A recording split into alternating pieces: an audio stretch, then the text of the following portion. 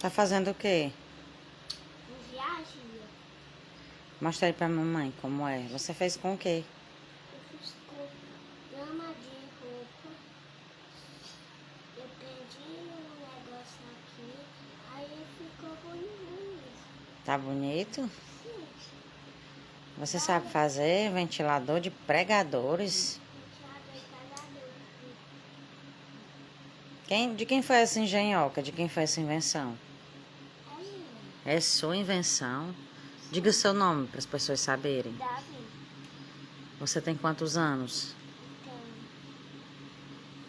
Tem 3. Você Mãe, é um inventor de ventilador? Mamãe, a mamãe da Marina disse que eu tenho 4. Não, você só tem 3. Mamãe, ó, mãe. Tá desembolsado esse ventilador. É, tá bonito. Tá desembolsado. Ah, mãe, tem que pagar mais pagador. Vixe, você vai fazer uma engenhoca medonha.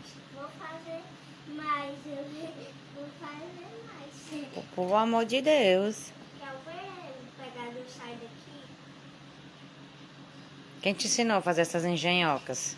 Papai. Teu pai. Teu pai é demais, buliçoso, né? Não pode mexer nas coisas, papai.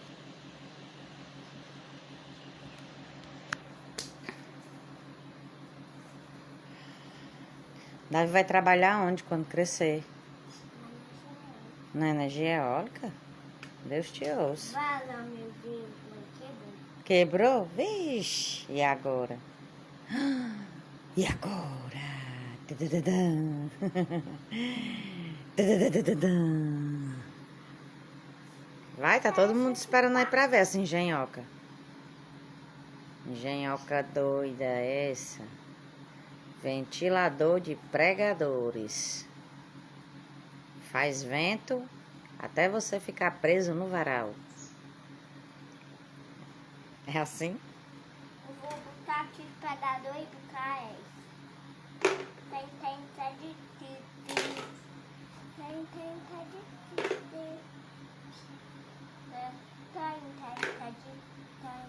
Tá difícil. Ah, é o fundo musical, né? Que eu não botei. Ah, tá bom. Bota aí no cabinho azul para as pessoas verem, sabe? Ele sai girando no cabinho azul.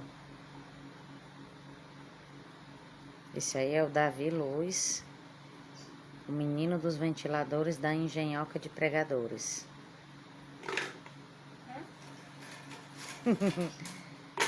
Ei, você tá bagunçando.